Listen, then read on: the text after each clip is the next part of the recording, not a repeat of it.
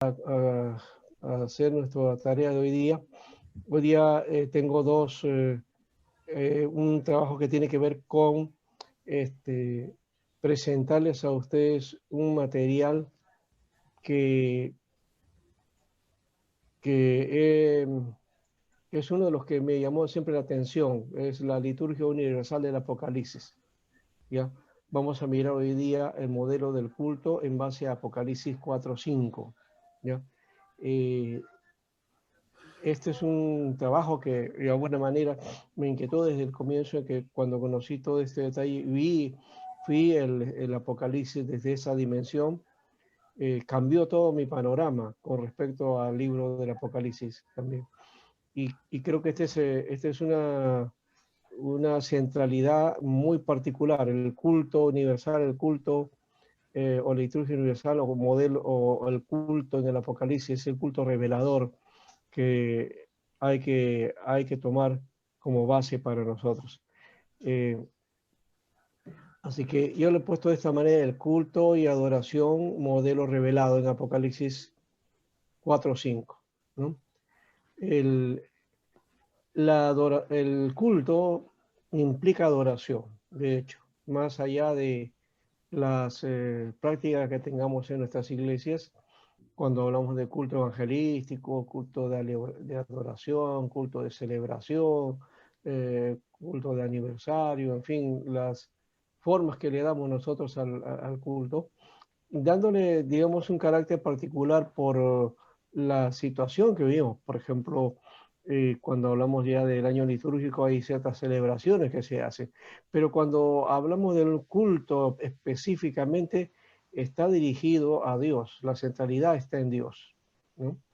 El culto debe ser teocéntrico, ¿no? Teocéntrico. Y por otro lado también el Apocalipsis nos muestra esa visión de a un Dios eh, que es el centro del universo y el centro de la oración, pero que también le da a su Hijo, a Jesús, a Cristo, como también el poder y también toda la alabanza también a Él. Entonces esa alabanza de Dios en Cristo Jesús, que tiene que ver entonces con un culto cristocéntrico. Dos características entonces que debe tener nuestros cultos, ya de alguna manera, a manera de introducción, ¿no? El culto debe ser teocéntrico, o sea, centrado en Dios, y cristocéntrico, centrado en Cristo y su obra, ¿no? Eh, y también desde una perspectiva también aplicar el sentido soteriológico.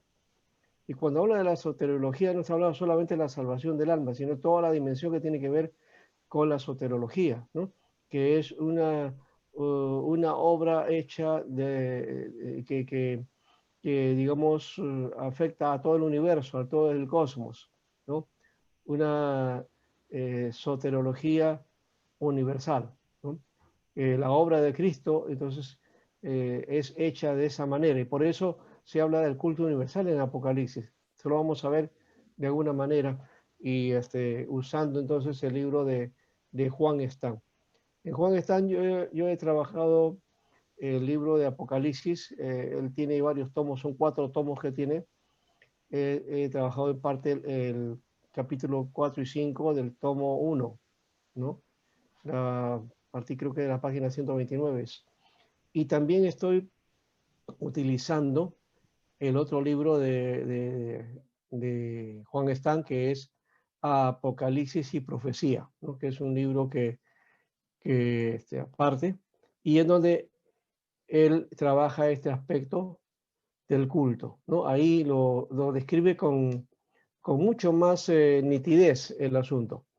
Eh, en el otro libro no aparece eso, yo lo he ido elaborando, ¿ya?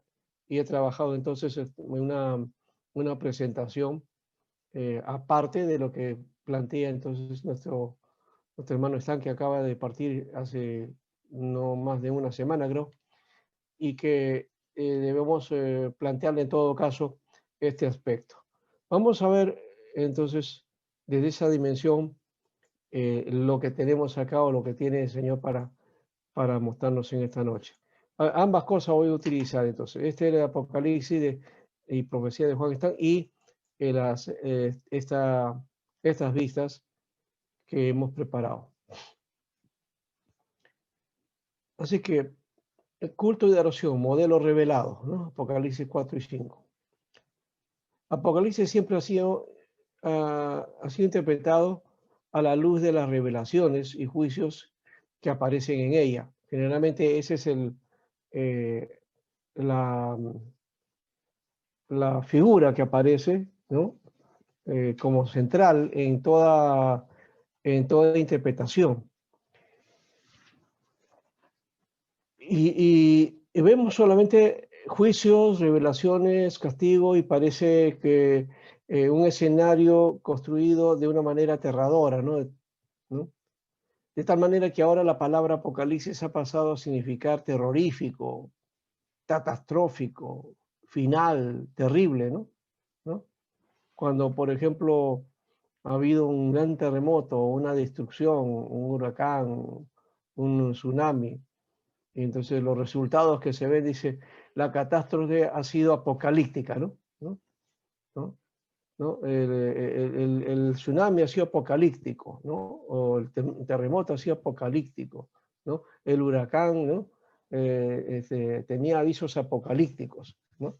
Entonces, la palabra apocalipsis ha pasado a ser entonces algo terrible, algo malo, y hay tensión una tensión entre los mismos hermanos también, de no querer leer Apocalipsis porque da miedo, dice, ¿no? Da terror, ¿no? Es como si fuera el libro de terror en la Biblia. Pero el Apocalipsis no es terror, ¿no? Apocalipsis no debe ser miedo, no debe causar terror ni espanto como algunos plantean. Apocalipsis es la revelación de Jesucristo y su esperanza de justicia y de vida, ¿no? Y en el culto que vemos aquí vamos a celebrar un culto a la vida, o al Dios de la vida, ¿no? Al Dios que da la vida. Así que Apocalipsis es la revelación de Jesucristo, ¿no? Que de paso la palabra Apocalipsis, apocalipto es la palabra revelación, ¿no? Su mensaje es Cristo, el Señor, ¿no? Es decir, el Cristo es el Señor y que presenta el culto al Señor en desafío al culto del emperador. Este es uno de los elementos que se plantea aquí, porque la presión que había en el imperio de adorar al emperador, más Apocalipsis habla de que la iglesia debe adorar a su creador. Y es la obligación de adorar al emperador romano reconociendo su señorío, porque se hacía llamar todopoderoso. En esa implicancia, en esa situación, es que el Señor le revela a Juan, ¿no? A quién debe adorarse. Así que en medio de todas las cartas y todas las cosas que en la primera parte de la revelación, ¿no? En el segundo momento, ese momento es de estar ante la presencia de Dios, y es el culto en el cielo, ¿no? Así que el verdadero Pantocrator, que es la palabra todopoderoso, ¿no? Es Jesús, es Cristo el Mesías, ¿no? Él es el Pantocrator, ¿no? Entonces, Él es el que va, el Todopoderoso, el que es, el que era y que será, ¿no? Entonces, creo que es importante reconocer esta parte. ¿Quién nos dice de esto? Nuestro amigo Juan Stan, Pastor, que ahora ya está con el Señor. Pastor Sí, Sánchez, sí, sí, ¿Pantocrator significa todopoderoso? así es, sí. Ya. Sí, viene de la palabra pantos, todo, o panta, ¿no?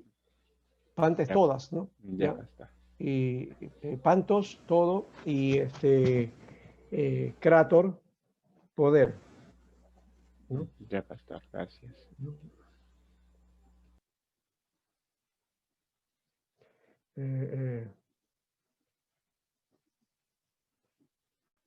Así que vamos a trabajar esta parte y decir, ¿qué dice Juan Astán acá? Él habla, él hace digamos, un esbozo de cuando nos trata de sitiar en la época de Juan de Patmos, ¿no? Y habla de hace 1900 años allá, ¿no? Juan separado pues de la congregación, ¿no? Que había pastoreado, ¿no? Y que ellos estarían en culto, pero él solo ahí en esta isla, ¿no? Eh, Dice acá, es muy difícil imaginar cómo debía sentirse, igual que se siente todo pastor y todo fiel cristiano cuando no puede reunirse en adoración con los hermanos y hermanas. Algo parecido a lo que nos pasa a nosotros ahora, ¿no? Sin duda anhelaba unirse en el culto de oración al Señor, pero no podía, dice, ¿ya? Porque estaba impedido, había una persecución y claro, Juan estaba preso, ¿no? Pero él escucha la voz como de trompeta que lo llama, ¿ya? Y sabe con plena seguridad que a pesar de las circunstancias, el mismo resucitado estaba presente en medio de su pueblo para hablar a la congregación. Esa es la primera visión que aparece, ¿no? Jesús presentándose en gloria. En la segunda visión, el Señor le permite a Juan ver el cielo y en el acto lo invita a participar de un megaculto. Miren cómo lo llama Juan. Juan está. Un megaculto, como jamás había experimentado ser humano alguno. No sé si ustedes han escuchado esa palabra, ¿no? Eh, megaculto, ¿no? Un megaculto, un gran culto. Yo lo que he escuchado es una mega vigilia, ¿no? Mega ayuno. Mega ayuno. Sí, no sé si mega culto, creo que por ahí también alguien promocionó una vez un gran mega culto, ¿no? ¿No? Pero fíjense, por más, digamos, grandioso que pueda ser un culto aquí en la tierra, espectacular, ¿no?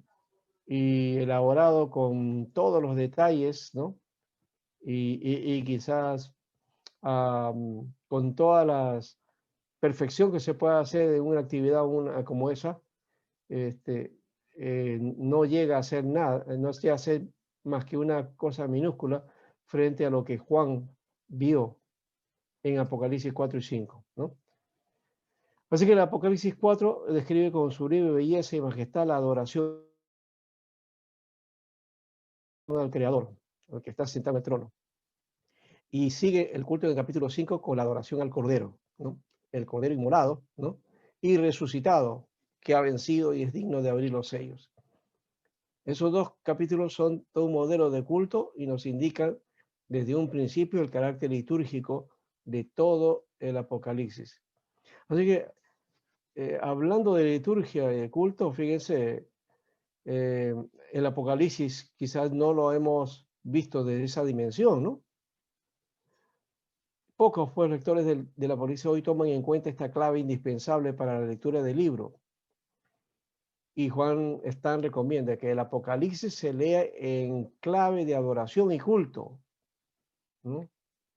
Si no se lee de esa manera, el Apocalipsis se lee mal, ¿no? Porque el libro es profundamente litúrgico y debe leerse doxológicamente. ¿Qué quiere decir eso?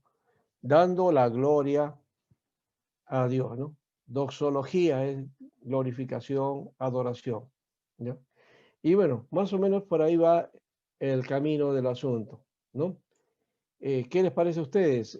Habían imaginado el Apocalipsis de esa dimensión? ¿Ah? ¿Hacer uso del Apocalipsis desde esa perspectiva o no? ¿Qué dicen ustedes?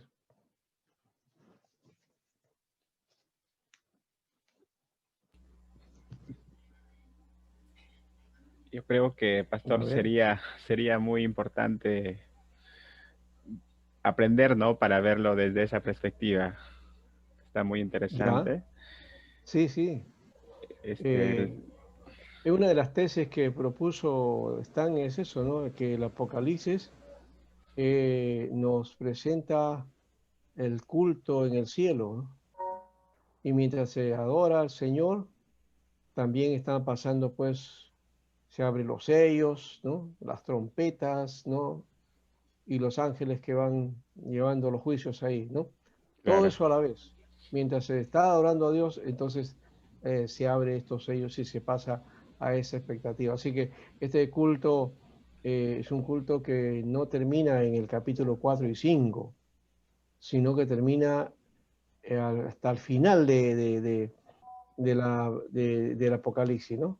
Cuando Juan dice, sí, Señor, ven, ven, ¿no? Ven, Señor, ven pronto. Y eso creo que es un detalle tremendo de este libro. Pero seguimos entonces para trabajar el asunto acá. Ya Disculpe, hemos dicho, sí, sí, disculpe, el libro de Juan está que solamente un tomo, un libro nomás es el de ese es un Apocalipsis. librito, yo se lo voy a pasar si quieren. Estoy haciendo uso de la última parte de este libro de Apocalipsis y Profecía, así se llama.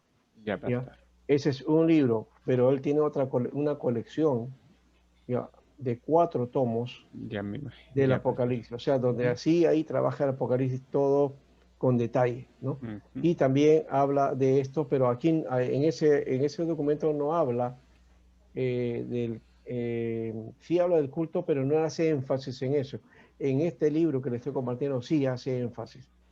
Y para que vean por si acaso, lo que he hecho es que he utilizado el concepto de esto de Juan 4 y 5, he sacado los detalles y todo eso, y luego he ido al libro de Apocalipsis y Profecía de Juan Stan, y ahí he encontrado esta serie de cosas que les estoy compartiendo a ustedes en el libro. ¿Ya? Ya, pastor. Entonces, ambas cosas estamos dando. Una es la presentación que estoy haciendo, ¿ya?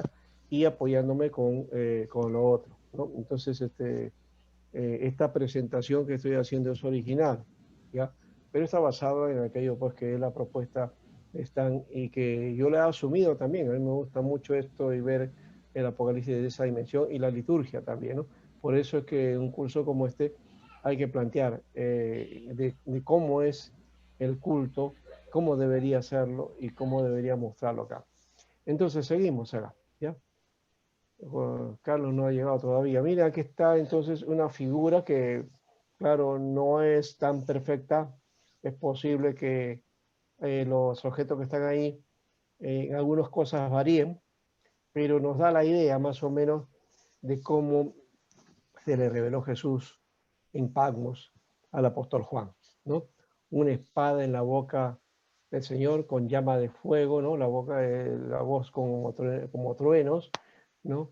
Luego el cinto de oro, los pies como de bronce, ¿no? Y también las lámparas, las 7 lámparas ahí, que aquí yo, bueno, la figura lo han puesto así, como 7 lámparas que parecen más de Aladino que otra cosa, ¿no? Pero, pero ahí eso más bien, las lámparas hacen recordación a la menorá, ¿no? Mm, 7 lámparas, de alguna manera, o 7 brazos. Bueno, podría ser también eso, porque esa es la concepción por lo menos que había en el templo, ¿no? De todas maneras, ahí está una cosa que nos puede servir de alguna para gráficamente. Vamos ahora hacia el culto en el cielo. Culto en el cielo. ¿Sabían entonces que la Biblia nos mostraba que había un culto en el cielo? ¿No? Yo les iba a hacer la pregunta antes, iba a decir de esta manera, le iba a decir a ustedes, miren, hay, eh, ¿qué, ¿en qué parte de la Biblia ustedes pueden encontrar un culto desarrollado? Y seguro que muchos de ustedes me van a decir, no, no hay eso, ¿no? ¿Sí o no? Díganme.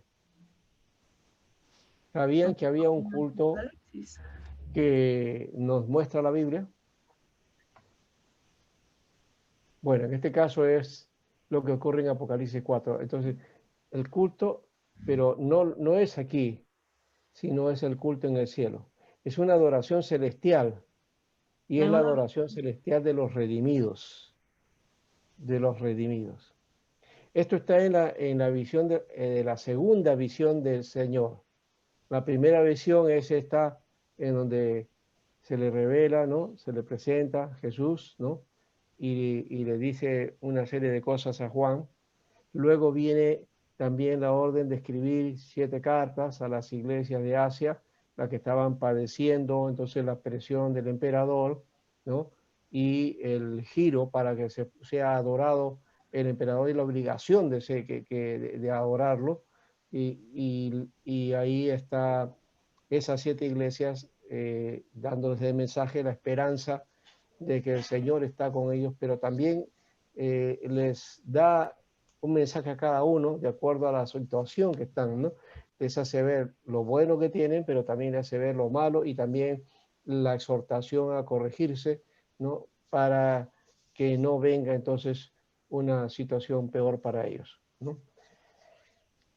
Entonces, aquí está, en esa segunda visión está el trono y el cordero, dos elementos que están ahí, ¿no? Un trono y el cordero.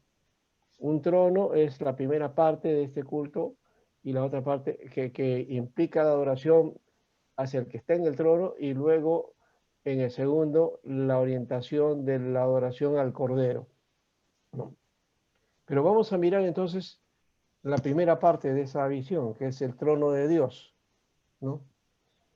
Y este trono de Dios significa el centro del universo entero, ¿no? Apocalipsis 4, del 1 al 11, es el primer capítulo, que vamos a ver, el capítulo 4, perdón, ¿no es cierto? No es el primer capítulo, sino es el primero en el sentido del estudio para desarrollar acá. Acá no voy a hablar de interpretar el texto, no vamos a hablar de los significados básicamente que tienen, que son obvios o que necesitamos saberlos, pero lo estoy hablando en tono del culto, ¿no? En tono de la expectativa. Aquí vamos a mirar de esa manera.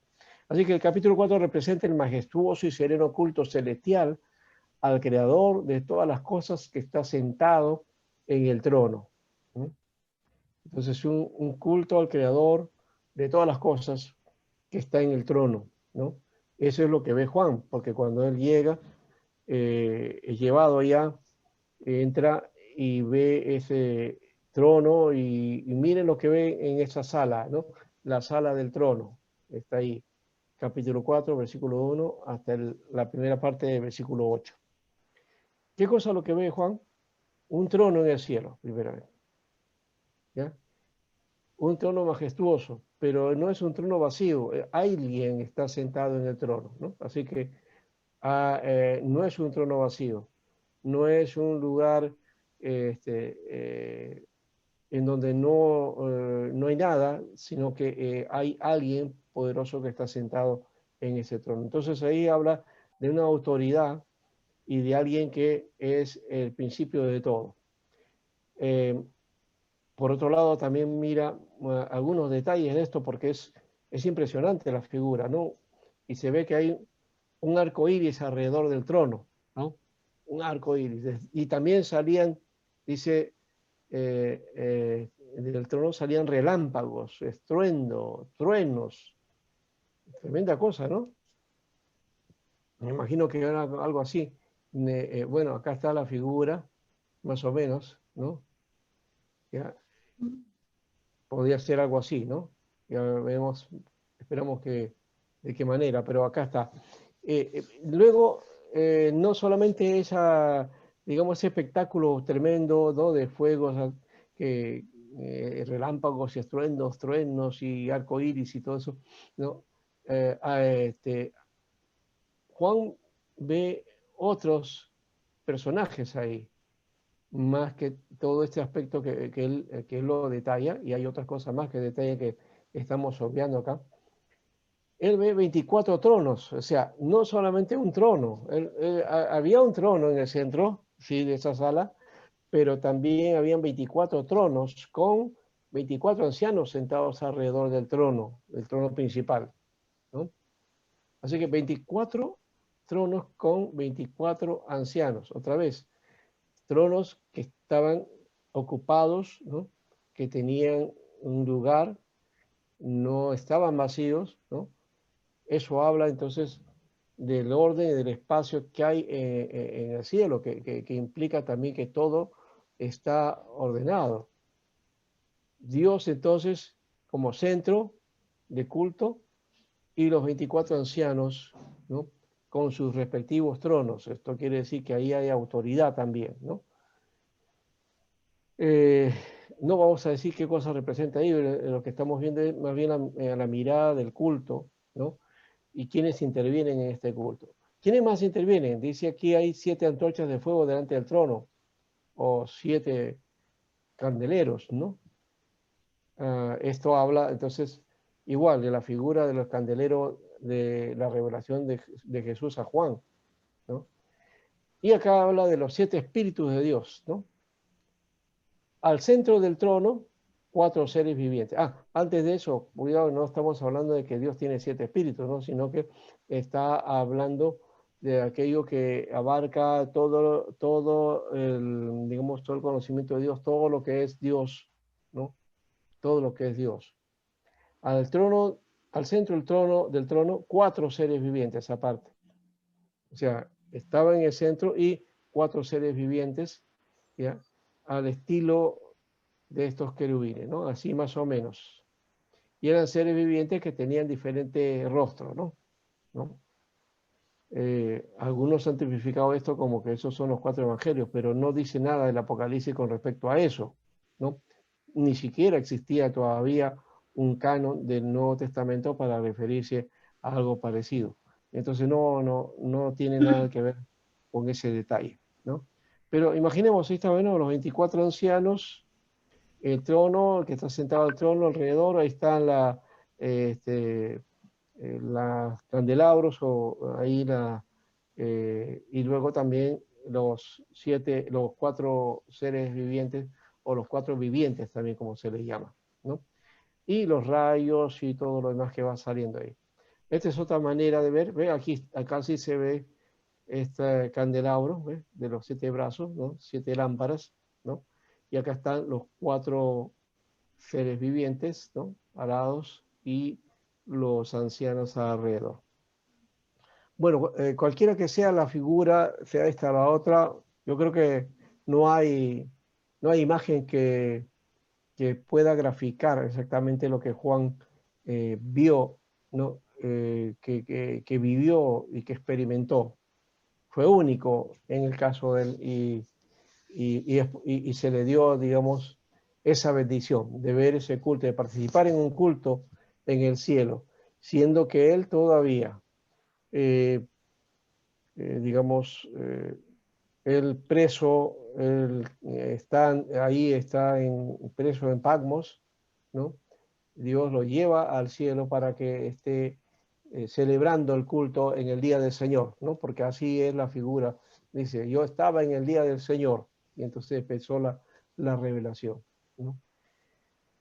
Así que en el culto ante el trono, nuestra vida encuentra su centro, ¿no? Dios es el centro y el centro de nuestra vida es Dios, ¿no?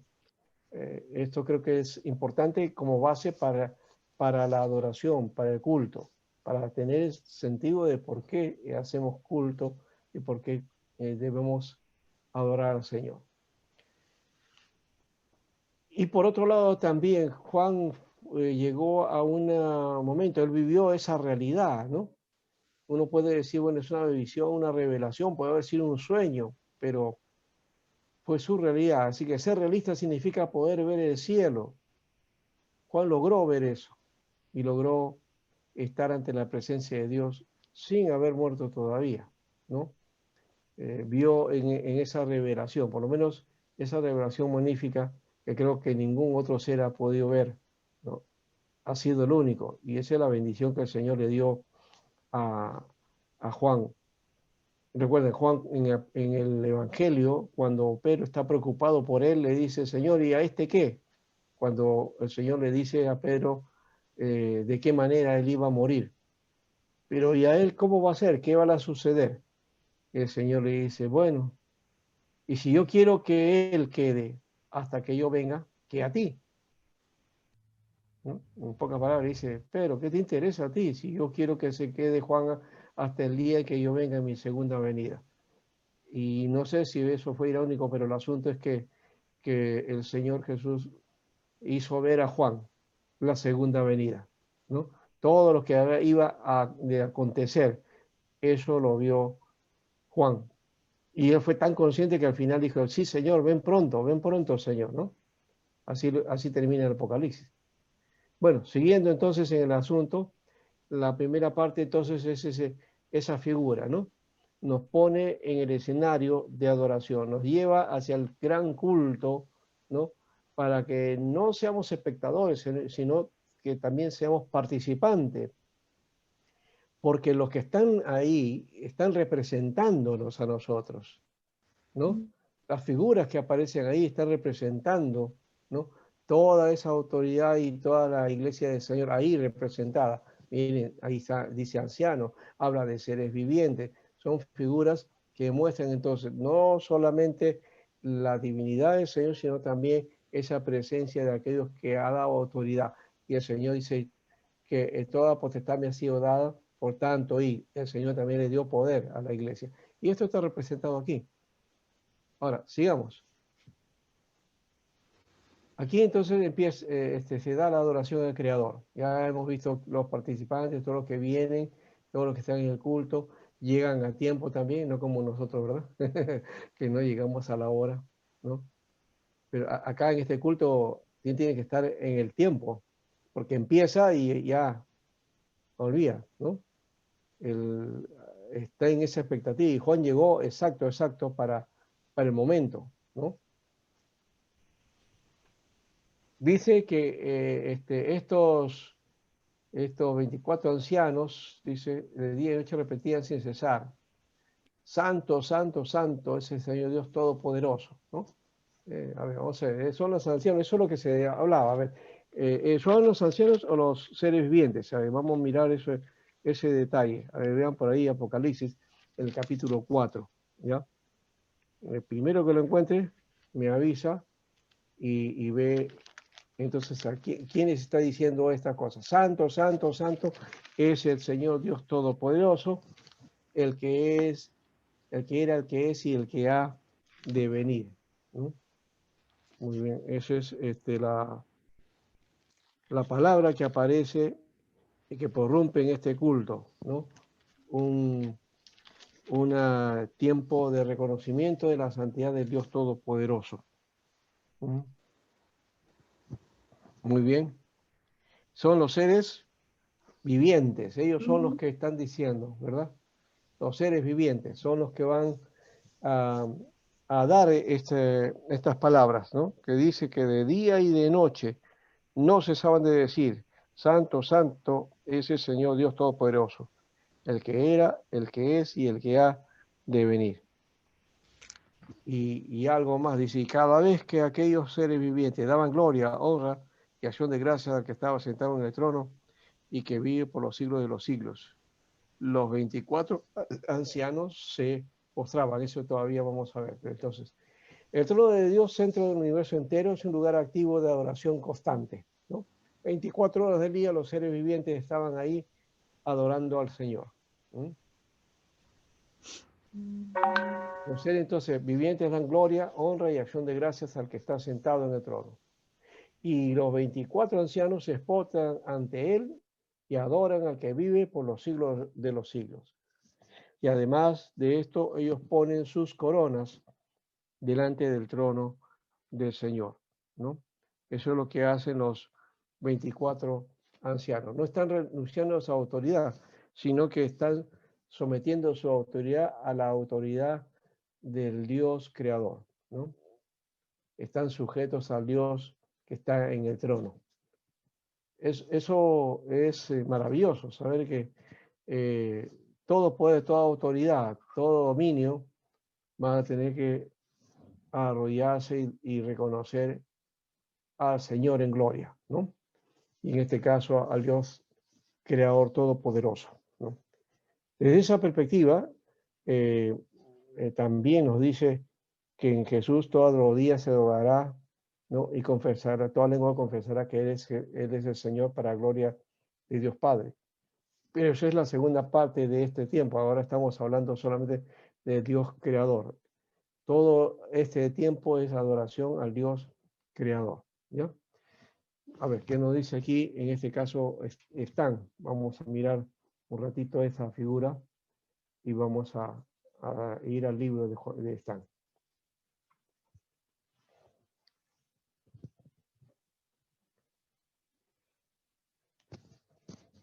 ¿Ven? Nos dice que la imagen central de estos versículos es un trono establecido en el cielo. En esos tiempos, bajo el Imperio Romano, el trono era un símbolo muy poderoso, la más de las veces temido por la injusticia y crueldad de su ocupante en Roma. Pero aquí Juan ve un trono cubierto por el arco iris, que hace recordar a Génesis 9:12, ¿no? Un trono bajo el signo de la gracia. Y todo el culto se desarrolla alrededor del trono. El reinar de Dios en nuestras vidas y comunidades es el inicio, el centro y el fin del culto cristiano, ¿no? Porque Él es el que reina, ¿no? Dios reinando en nuestra vida, en nuestras comunidades, es el inicio, el centro y el fin del culto cristiano.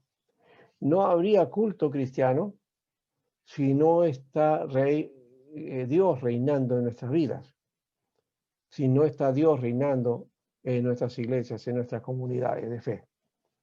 Eso creo que es el centro. Terrible sería ofrecer un culto a Dios, ¿ya?, sin ese reinado de Él en la vida nuestra, ¿no? Entonces no sería un culto adecuado y de seguro Dios lo rechazaría, ¿no? Bueno, ahí está, dice cerca del trono, 4 seres vivientes o 4 vivientes, ¿no? ¿Ya? Con aspecto de león, buey, humano y águila, ¿no? Y también se da aquí estas criaturas que están metidas en el culto celestial, ¿no? Es una sorpresa, pero es que esto proclama la vida, ¿no? Porque Dios es Dios de la vida y quiere tenerlo más cerca de su trono, ¿no? A estos seres que se identifican, a los vivientes, ¿no? Seres vivientes, es vida. Si ustedes se acuerdan cuando dice que Dios creó al hombre, tomó, dice, polvo del barro, polvo de la tierra, hizo barro, y luego dice, sopló sobre ese muñeco, y el hombre llegó a ser un ser viviente, dice. Cuando dice un ser viviente, es un ser con vida, ¿no? Un ser con vida. ¿Y qué produjo esa vida? El soplo de Dios, porque Dios es Dios de la vida, ¿no? Y eso hace recordar este aspecto también, ¿ya? Y son cuatro seres, ¿no? O 4 vivientes. Uno con aspecto de león, otro de buey, otro de hombre y otro de águila, ¿no? Que ya habla de alguna manera de la creación, ¿no? De aquella creación que muestra la vida, incluyendo al ser humano. Ahora, esto de aquí entonces tiene que ver con 4 videntes que van a comenzar todo el culto y también van a culminar con el culto, con su amén, ¿no? Y que aparece en todos los pasajes litúrgicos del libro, es decir, en todas las partes que hay adoración, ¿no? Y esto hace recordar que el culto cristiano es adoración a Dios como creador y celebración de la vida que Dios nos ha dado. 2 cosas ahí, ¿no? Que siempre hay que agradecer al Señor. Bueno, después están los 24 ancianos, ¿no? O presbíteros en los 24 tronos, ¿no? Con ropas blancas. Esto habla también que han sido redimidos, ¿no? Con sus coronas, ¿no? Ese muestra entonces la autoridad que ha sido delegada por Dios, que hemos mencionado ya, y se puede decir que gobierna con Dios en el mundo y en la historia, ¿no? Es su pueblo. Y aquí se concentra entonces todo el tema de la creación, pero acá no ve Juan al Cordero, todavía no sabe nada acerca de esto, eso se ve después, ¿no? Y no se ve aquí a los patriarcas de Israel, ni a los apóstoles, ni a la iglesia, ¿no? Son figuras simbólicas de autoridad y poder, como los 4 vivientes que son también la vida, ¿no? Y entonces por ahí va más o menos el aspecto. ¿Y qué hacen aquí? Aparece esta figura del santo, que hemos dicho los santos, santo, Dios Todopoderoso, ¿no? Que hablan estos seres vivientes, ¿no? Es un cuarteto litúrgico, ¿no? Que vive para adorar, porque dice que no cesa de día y de noche de proclamar sus solemnes santos en la alabanza de aquel que les dio la vida, ¿no? Bien, entonces por ahí está esta figura. Entonces ya encontramos a un cuarteto doxológico, ¿ya? Que está en alabanza, ¿ya? Yo me acuerdo antiguamente en las iglesias se presentaban especiales o digamos, un momento de alabanza, ¿no? Y los hermanos presentaban sus solistas, dúos, tríos, cuartetos, ¿no? Especialmente los cuartetos, ¿no? Yo me acuerdo del cuarteto de Man, por ejemplo, ¿no? O otro cuarteto que por ahí salió eran los Heraldos de Rey, por el los Heraldos de Jesús, creo. Y en fin, pero este es un cuarteto especial, ¿no? Que es un cuarteto que representa toda la vida, ¿no? Entonces, aquí vemos una realidad del universo que es litúrgica y es alabanza, es decir, el universo en adoración y en alabanza, ¿no? Y Juan pone acá, el ritmo del cosmos entero es un ritmo de adoración y de alabanza. O sea, Dios no solamente es producto para hacer un culto, sino todo el cosmos, ¿no? Rinde adoración y alabanza a Dios, ¿no? Así que el cosmos es todo un culto para Dios. Bien, seguimos entonces en la figura, aparece también otro aspecto, y vamos otra vez a nuestro cuadro. Vamos a ir de un lado a otro. La adoración de los cuatro seres vivientes, ¿está? Primera doxología, al inicio de la liturgia, alrededor del trono, gloria y honor y gracias al que está sentado en el trono, que vive por los siglos de los siglos, la expresión, entonces, de los cuatro seres vivientes. Después también, cuando ellos dicen de esa manera, ¿no? La primera doxología, ¿ya? Gloria al Señor. Y más adelante también los 24 ancianos se postran también y hacen también lo mismo. Dice, digno eres, Señor, de recibir la gloria, la honra y el poder porque tú fuiste creado, ¿no? Eso lo vamos a ver aquí, los 24 ancianos, ¿no? Entonces, en uno es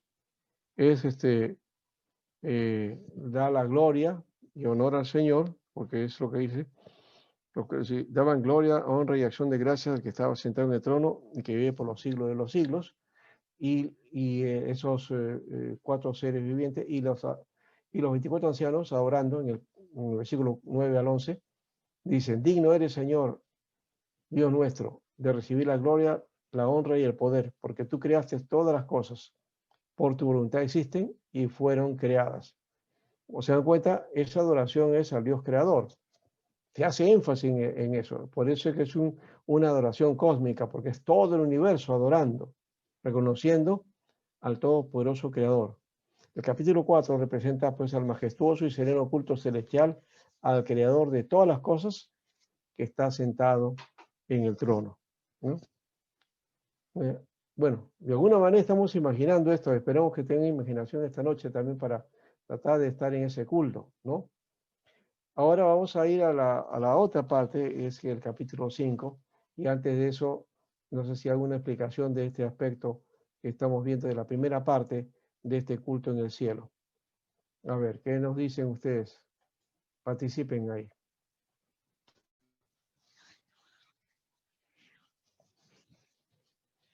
¿Están en sintonía en el asunto?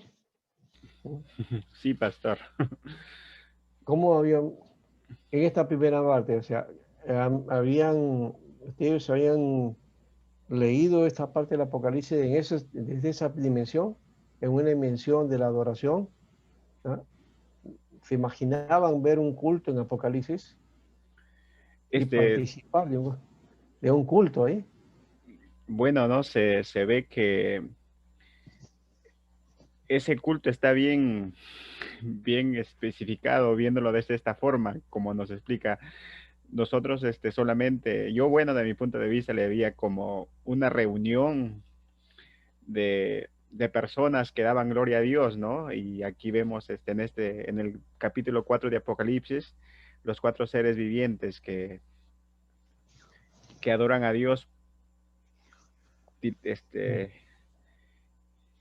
por los siglos, dice, y siempre dan gloria a Dios, ¿no? Honra y acción de gracias. Y los 24 seres, pastor, aquí en esta parte, solamente los cuatro seres vivientes y los 24 ancianos dan gloria a Dios. Aquí todavía no está especificado En el culto. En el, esta parte sí, en esta parte. Y también todo lo demás que está representado ahí, ¿no? Truenos, arcoíris, el candelabro, ¿no? Todo está en función a la adoración. Ya, lo, hay una lo- concepción litúrgica ahí, claro, muy, sí, lo que aquí usted nos está explicando el culto, lo que llama la atención es, como hablábamos en otras clases, es la apariencia, ¿no? De los ya. seres, de los cuatro seres vivientes, Ah, ya, claro. la Sí, apariencia. pero, creo que sí. Bueno, resumir el asunto eso ya que no estamos dando interpretación, sino estoy refiriéndome solamente al culto estrictamente. Pero Claro, hablando de estos cuatro vivientes, en realidad están mostrando la vida, pues, ¿no? Y otra vez vuelvo a repetir, es la misma figura de Génesis, cuando el hombre, Dios le da vida y le dice que es un ser viviente, claro, ¿ya? Es un viviente, es decir, un ser con vida. ¿Qué es un ser viviente? Es un ser con vida. Entonces, ¿qué están haciendo? Es la vida adorando a Dios, ¿no? Es la vida mostrando a Dios, ¿no? Su adoración. allá, Entonces, pastor, ahí está la naturaleza, todo está presentado ahí, ¿no? en la ¿Ya? adoración. En la adoración, sí. Ya, pastor, ya entiendo. Ya. Pero siguiendo, entonces, este no es lo único. Entonces, se reconoce al Dios creador, pero ahora vamos a mirar la otra parte, que es al Dios redentor. Y esto empata con Génesis, porque Génesis también plantea las dos cosas. Muestra un Dios creador y un Dios redentor. Así que esa concepción del Dios creador y redentor empieza en Apocalipsis, en Génesis, pero también va hacia el Apocalipsis. Nos muestra también lo mismo. Dios es un Dios creador y redentor, ¿no? El capítulo 4 versículo 11 hace una referencia, ¿no? Al libro de Génesis, porque expresa que Él es el creador, el Ajá. versículo 11. Sí, sí, así es. Claro, Así es. Bien. ya, Antes de seguir en la figura que estábamos viendo, vamos a mirar la de Juan, esta parte de la adoración. Él pone algo aquí, Juan Están, estamos hablando, ¿no? Él dice, por ejemplo, que eh,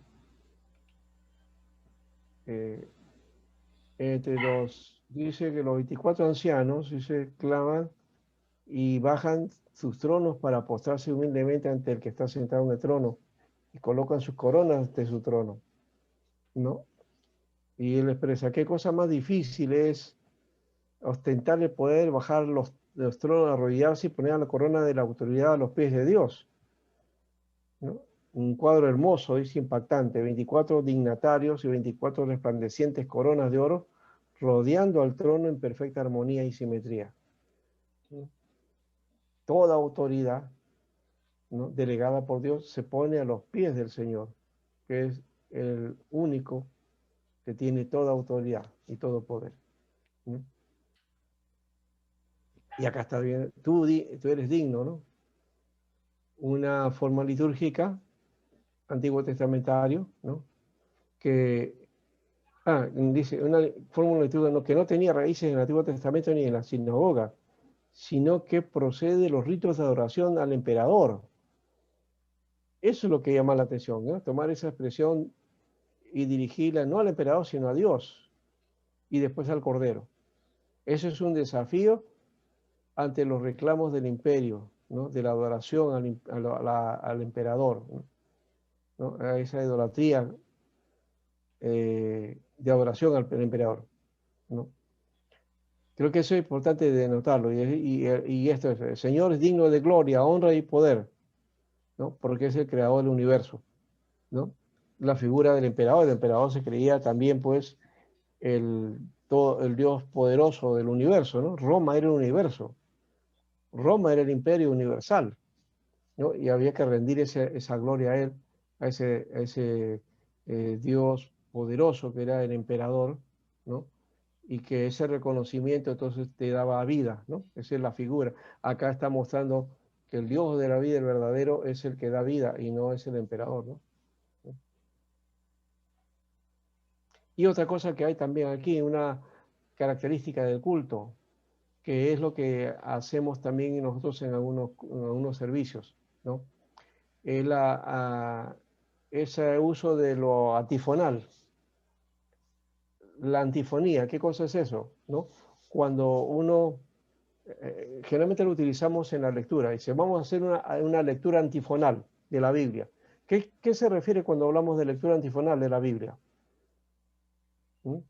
Está refiriendo a que vamos a leer, el que dirige el culto, el servicio, lee un versículo y la congregación lee el siguiente versículo. Eso es lo antifonal, ¿no? Entonces recuerden esa palabrita que hay que utilizar en la iglesia para no decir, hermano, vamos a leer la Biblia, yo voy a leer un versículo y ustedes siguen el siguiente. No, simplemente tiene que decir simplemente, hermano, vamos a hacer una lectura antifonal. Y los hermanos ya deben saber qué cosa es una lectura antifonal, ¿no? Entonces, es dar uno a otro voces, ¿no? O sea, uno habla y el otro responde y así, ¿no? Esa Recién es la aprendí, alabanza. Pastor. ¿Ah? ¿Qué? Recién aprendí para decir vamos a leer la Biblia antifonalmente. Ah, sí, pues, y hay que enseñarle, en un primer momento decirle a los hermanos, mano, la lectura antifona de la Biblia es de esta manera, ¿no? ¿No? Leo un primer versículo y ustedes continúan el segundo y así, cada uno, y también puede ser, depende del dirigente del culto, ¿ya? Y Claro. no solamente puede leer un versículo, puede leer dos versículos o tres versículos, depende cuántas veces quiera leer cuánto, y la participación va a ser en la misma proporción, ¿no? Para la congregación, ¿no? Si yo leo un versículo, la congregación lee un versículo. Si yo leo dos, lee también dos. Si yo leo tres, igual, tres, y así, ¿no? Ya, pues. Bien, entonces la alabanza avanza entre una voz litúrgica y otra hasta llenar el universo, ¿no? Llenar el universo entero de la gloria de Dios o del Señor, ¿no? Y curioso acá dice que el culto de Apocalipsis 4:5 comienza bastante pequeño y sencillo, con el santos de los cuatro vivientes, ¿no? Santo, santo. Y luego responde los 24 ancianos, ¿no? Porque la participación de los vivientes, ¿ya? Y luego la de los ancianos es como una respuesta, ¿no? Responde los 24 ancianos primero con significativos gestos litúrgicos y después con su aclamación, Allá ¿no? hay un culto antifonal, ¿no? Es un culto difonal, de alguna manera, Claro, porque está los seres vivientes, después salen los 24 ancianos, ¿no? claro. Hay una participación así, continua, ¿no? Y Después eso lo los... vamos a ver varias veces, ¿ya? Ya. Bien, entonces ahí ya vemos un modelo, ¿eh? Ya tenemos ya, entonces un culto antifonal, ¿ya? También se puede hacer eso antifonal en las alabanzas, ¿eh? ¿Ya? En la alabanza también se puede hacer, o sea, uno puede cantar una estrofa y la congregación puede cantar otra estrofa y el que dirige ya no canta, sino simplemente la congregación, ¿no? Y en otra puede uno cantar todos, ¿no? O sea, eso es una forma también de hacer nuestra participación en el cántico, ¿no? Eh, bueno, entonces vamos a dejar esta parte aquí y vamos a otra vez a nuestra exposición porque vamos a ir ahora al trabajo de la visión del Cordero, el capítulo 5. ¿Ya? ¿Está bien ahí o quieren ahí detenerse un ratito José está participando, está muy bien eso. Quisiera también de Alejandrina y de José Cuya, que dice, ¿no? Qué pena que Carlos no ha venido, pero esta parte creo que es clave para entender el culto, ¿no? Pero de todas maneras yo les voy a mandar el libro a ustedes, el libro donde está aclarando los detalles, algunos detalles que no he mencionado aquí en el PPT. Ya, como digo, lo del PPT lo he construido y he ido elaborando el asunto punto por punto en la visión de ese culto, ¿no? Bien, si no hay ninguna otra cosa que decir ustedes o una pregunta, seguimos entonces en esta segunda parte del culto. O sea, este culto tiene dos momentos, por lo menos en esta parte, ¿no? Dos momentos, ¿no? Es el Apocalipsis capítulo 4 y luego el capítulo 5. Es un culto que tiene dos momentos, ¿no? Pero que tiene varios ingredientes de alguna manera, ¿no? En este capítulo, la visión del Cordero se ve, ¿no? La visión contempla el problema de la historia y del pecado por medio del símbolo del rollo sellado con 7 sellos, ¿no? Entonces ahí vamos a mirar esa figura del rollo de que no hemos hablado al comienzo, pero que acá se presenta, ¿no? Porque eso no se veía en el momento de la adoración, ¿no? Ante el trono no había esto, es otro escenario, ¿no? Otro momento. Aquí los que estaban participando en el primer momento, como que pasan un segundo plano y aparece otra escena, ¿no? Otro momento, pero es el mismo culto, ¿no? Y ahí está el rollo, pues el rollo o libro que hizo llorar a Juan, ¿no? Esta visión está del capítulo 5, que está hasta el versículo 14, ¿no? Que compone pues, todo el capítulo. Entonces, del 1 al 4 vemos aquí esta escena del lloro de Juan. Juan ve en la diestra del que está sentado en el trono un rollo con 7 sellos, ¿no? Aquí es un intermedio de las alabanzas del Creador, ¿no? En esta parte es las alabanzas del Cordero con que van a terminar este capítulo 5 del 8 al 14 también. Es una alabanza del Creador a las alabanzas del Cordero, ¿no? O sea, la primera parte, entonces, este es el intermedio. Esta parte de Juan es intermedio. La primera fue la alabanza del Creador, ¿no? Capítulo 4, y las alabanzas del Cordero, capítulo 5, ¿no? Pero que va a ser a partir del versículo 8, ¿no? Entonces, este intermedio, ahí Juan llora. Y llora porque le es indicado, ¿no? ¿Quién en el cielo, quién puede abrir el rollo, ¿no? ¿Quién puede sacar los sellos de este rollo? Y no había, dice, no selló ninguno. Juan no encuentra, ¿no? Y busca por todos lados y no hay. Y llora por eso, por no hallar a nadie digno de abrir los sellos, ¿no? Este llanto es un llanto especial, ¿no? Que nos prefigura a nosotros la figura de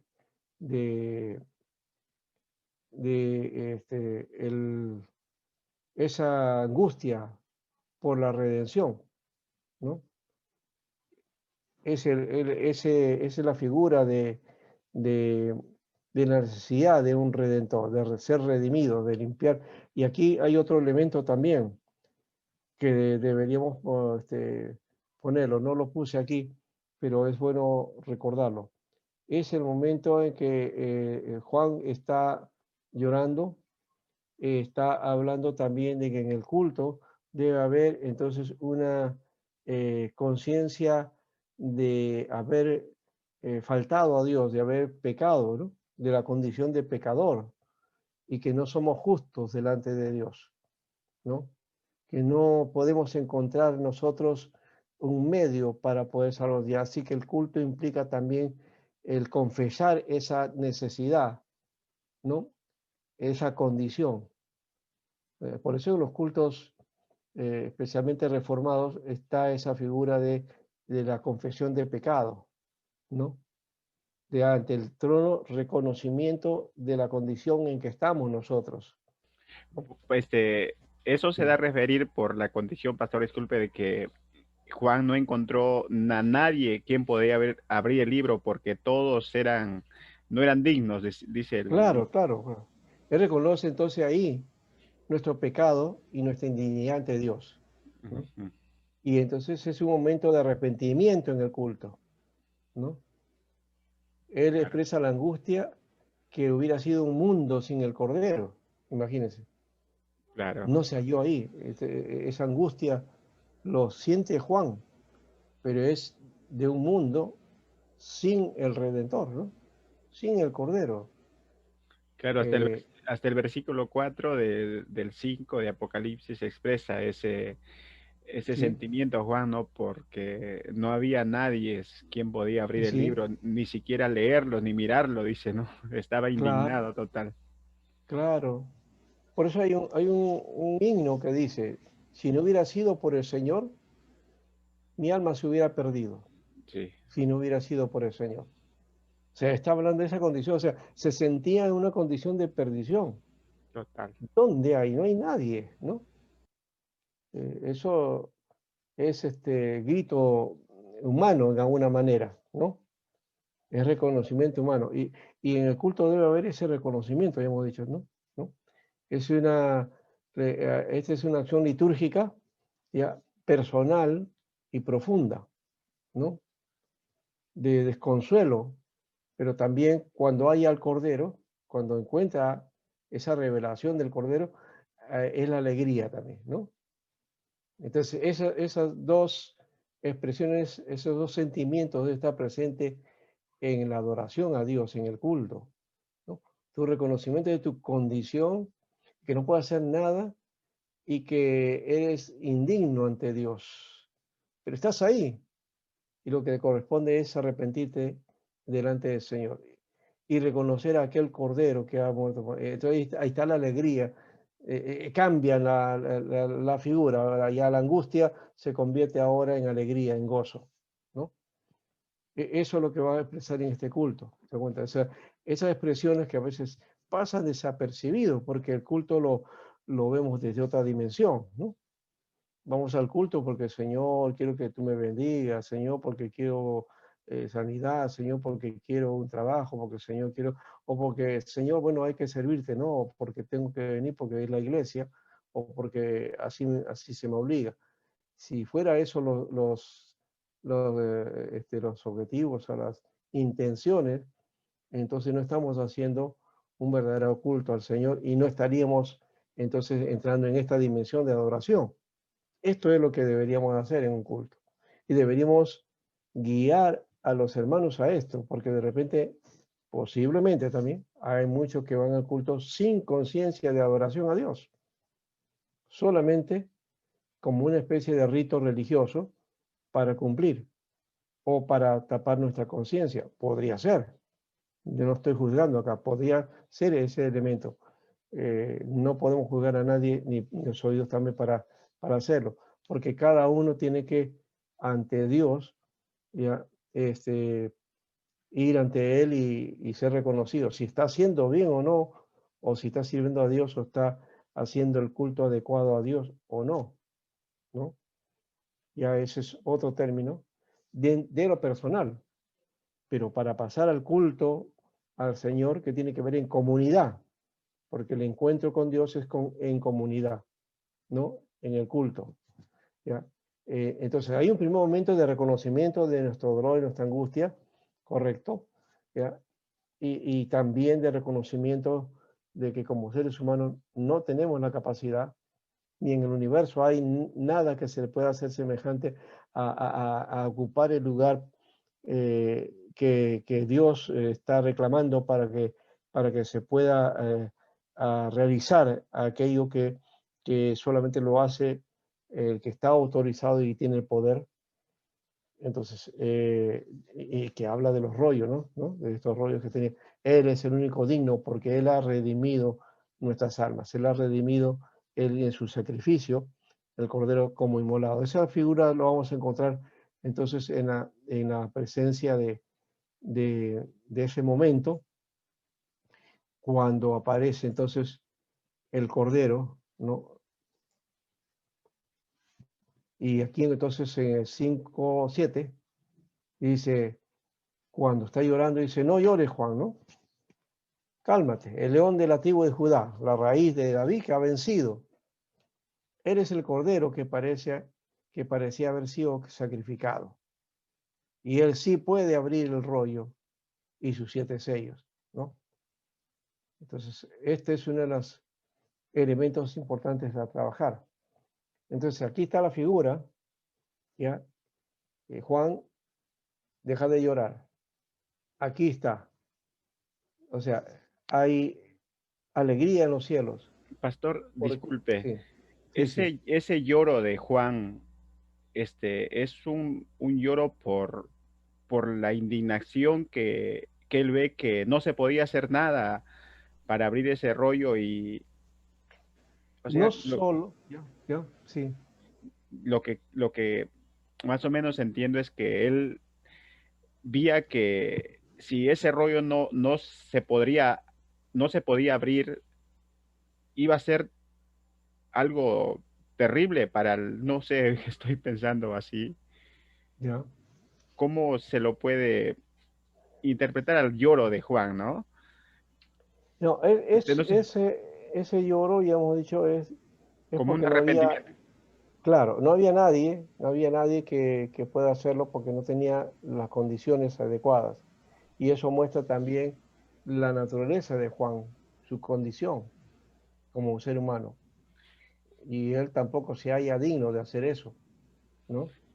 Digno es el Cordero, Justo, digno es pastor, el que ha vencido, ¿no? me acordé, yo estaba leyendo el libro de Joel y encontré en el capítulo 2 versículo 12 el 13 lo leo, pastor, para ver, A ver, dice, por eso pues ahora dice Jehová, convertíos a mí con todo vuestro corazón, con ayuno y lloro y lamento.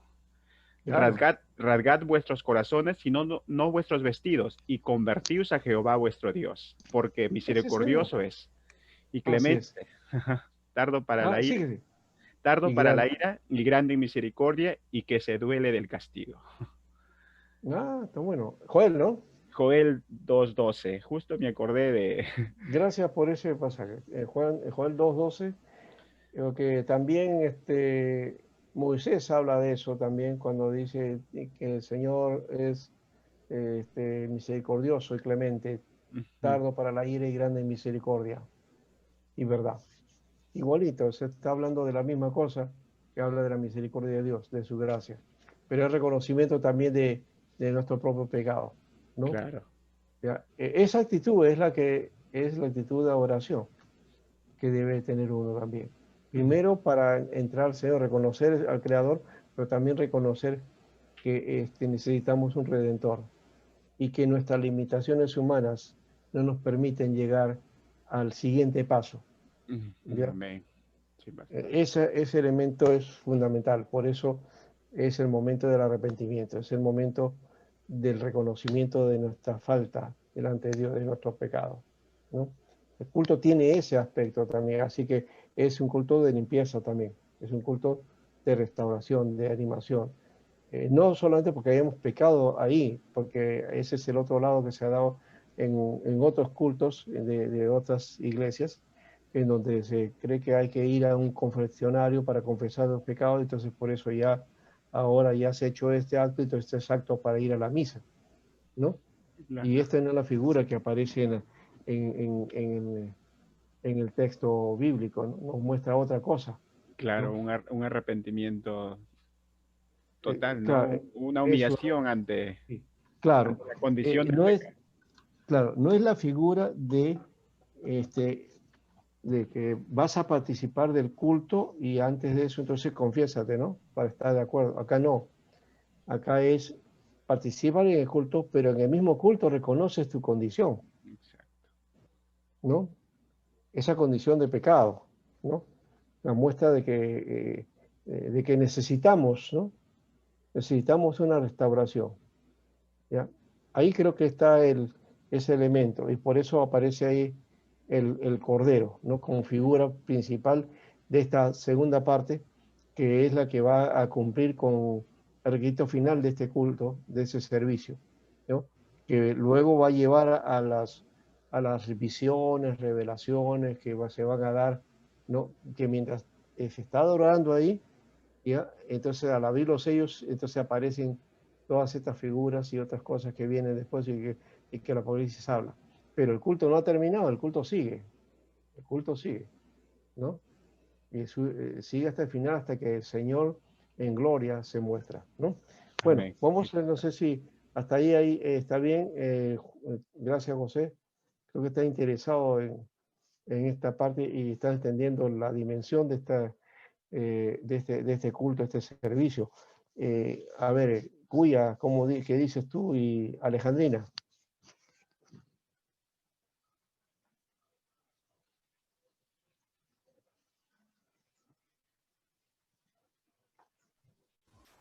Buenas noches, profesor Alberto. Ya, José, a ver, dime, Cuya.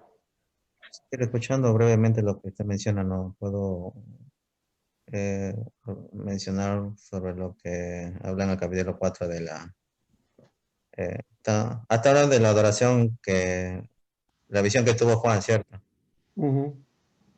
Ya, creo que también se puede decir que, prueba de mencionar que es como una forma de adoración también en el cielo, ¿no? O un modelo, Es, es el modelo que viene del cielo, pero justamente. no definitivo, sino una de ellas, se podría decir.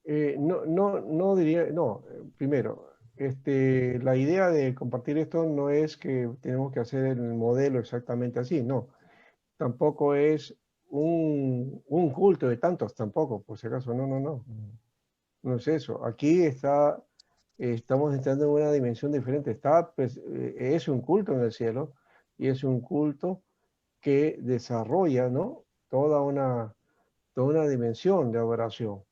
¿Ya? Y creo que no es usarlo de modelo, sino usarlo en el sentido de que, bueno, si podemos decirle modelo, el modelo central, el modelo base de adoración, sí, ahí sí, sí, pero no es un tipo de servicio o un tipo de culto. Como modelo podemos hacerlo. No hay otro modelo en todo caso, ¿no? Cuando hablo de modelo estamos hablando de paradigma, ¿no? Estamos hablando de aquello que es ejemplificador y que necesitamos darlo en esa dimensión, trabajar en esa dimensión, ¿ya? Hacerlo nuestro. No estamos diciendo que en un culto entonces vamos a poner a 24 ancianos, ni a 4 seres vivientes, ni un trono. Eso es lo que se ve ahí. Lo importante es qué cosa está sucediendo, ¿no? Qué cosa es la acción de la adoración misma. Eso es lo importante, ¿correcto? Entonces hay elementos ahí que sí se dan, ya, ya hemos dicho ese reconocimiento del pecado, por ejemplo, es uno, ya, la participación antifonal es otra, ¿no? Hay doxologías aquí, hay momentos de expresión de glorias, ¿no? El Sanctus, por ejemplo, es una parte importante dentro de la liturgia, ¿no? En todo caso, hay figuras ahí que están presentes. Claro, nosotros hemos sistematizado y le hemos puesto ciertas partes ahí, ¿no? Y es un modelo que trabajamos nosotros o que cada denominación u organización tiene como entendiendo qué cosa es el culto, ¿no? O cómo lo trabaja, ¿ya? Pero siempre tiene que tener en función a esto, ¿ya? Una vez que tenemos esto como base, creo que lo demás, lo nuestro, ya sale como una cosa natural. Entonces, lo que estoy diciendo aquí es que no hay que cambiar, no se trata de cambiar lo que tenemos o las formas que estamos utilizando, porque no se trata de las formas, se trata del fondo, del sentido, de que para qué sirve el culto, para qué hacemos culto, por qué lo hacemos. Eso creo que es el elemento vital que nos lleva o nos da esta enseñanza del culto en el cielo. Eso es importante. Entonces, no es copiar, ojo, modelo no es copia, ¿ya? Modelo no es copia, no es copiar allá. Entonces voy a hacer un culto como no, necesitamos copiar todos los detalles de este culto, ¿no? ¿no? Es buscar los principios, los fondos, lo vital del culto que sí está presente ahí, ¿no? Y hemos dicho dos elementos ahí que expresa Dios creador y Dios redentor. Esos son elementos fundamentales dentro del culto. ¿Cómo se trabaja eso? Ya, ahí en las partes que correspondan tiene que aparecer, ¿no? En las alabanzas, en la oración, en los momentos de participación, en el mensaje, ¿no? Tiene que estar presente eso. Otro elemento que hemos dicho que tiene que ser, que tiene que tener el culto es que es teocéntrico, ¿no? Centrado en Dios. Y debe ser cristocéntrico, centrado en Cristo, el Cordero. Aquí Juan nos está estableciendo eso, nos lo está diciendo ahí. ¿Ve? Entonces, esos son elementos que tenemos que tomar en cuenta. ¿Ya? Las formas, ya esa es una cuestión cultural. ¿Ya? Cada uno, de acuerdo a cómo ha ido aprendiendo, cómo ha ido en su zona, va a hacer el servicio, el culto. Y de esa perspectiva es permitido, en tanto que sea lo correcto para Dios. ¿Correcto? Porque cualquier cosa tampoco nos vamos a ofrecer, ¿no? No vamos a ver, por ejemplo, haciendo danzas, ¿no? Que viste en algunas iglesias, he dicho, esto ya hay que tener cuidado, haciendo alabanza o danzando a los hermanos y las hermanitas, y hermanitas con unas falditas chiquititas, pero chiquititas, tan pequeñitas, ¿ya? ¿Ya? Y con poca ropa. Entonces uno dice, bueno, ¿cómo es eso? ¿Estás adorando a Dios o estás haciendo otra cosa que ya pertenece a otro tipo de actividades que hace el mundo, ¿no? Entonces hay que tener cuidado también, ¿no? Tiene que ser todo, como dice, decentemente y con orden, ¿no? Con el cuidado debido al Señor. Entonces no porque somos jóvenes, bueno, hay que hacer de todo y mostrar, ¿no? No, yo lo hago de corazón, sí, lo hacemos de corazón, pero hay que tener cuidado de que lo que hace de corazón tiene que corresponder también en todo lo que corresponde a la visión también, a la vista, ¿no? Bien, Alejandrina. Ay, pastor, yo más bien veo como un ejemplo, este capítulo 4, con un ejemplo de adoración a Dios, de Ajá, cómo nosotros debemos adorar en la iglesia. sí, Estas correcto. pautas que nos pone en Apocalipsis capítulo 4 y 5 nos habla de cómo nosotros como creyentes debemos entregarnos al Señor, ¿no? En el servicio, en todo lo que nos da estos ejemplos. Ujú. Sí, así ¿No? es, justamente. Eso creo que es el sentido de este servicio, sí.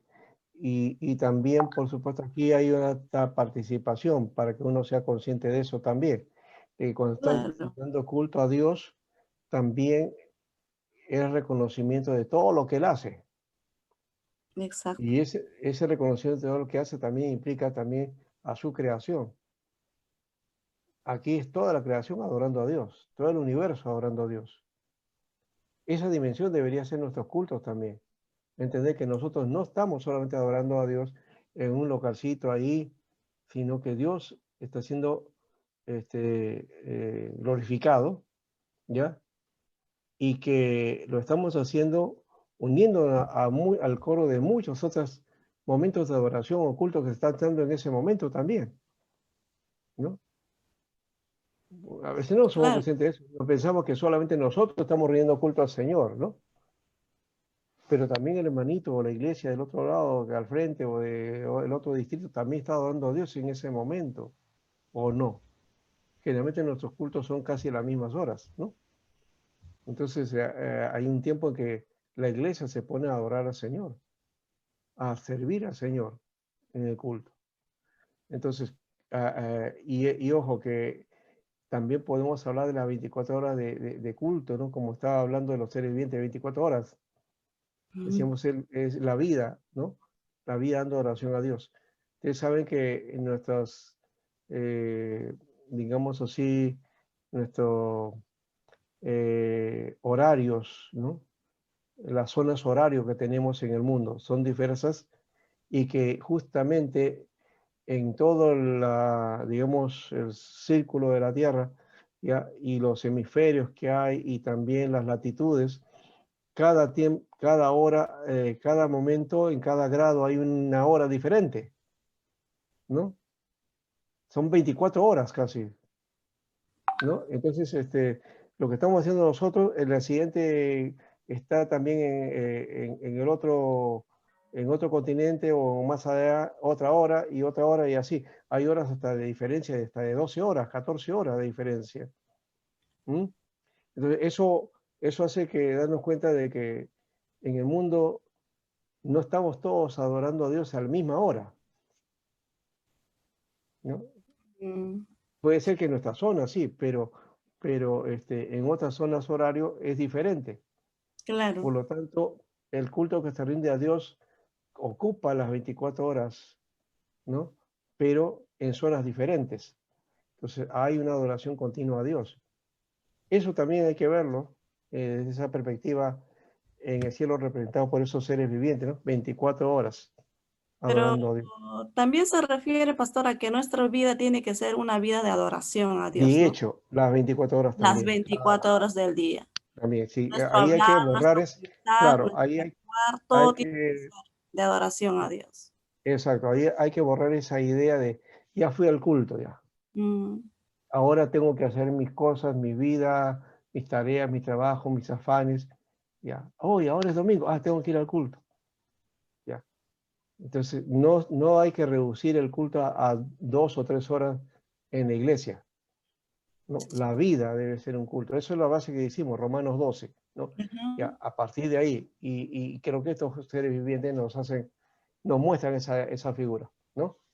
Bien, así es. vamos, vamos a detenernos aquí, vamos a Vamos a, continuar la parte siguiente, y quiero compartir también unos detalles más para ustedes y ya la próxima semana va a haber una tarea, pero no están todos, quería para que hagan un trabajo de los cultos diversos que hay que no hemos tocado como un trabajo, ¿ya?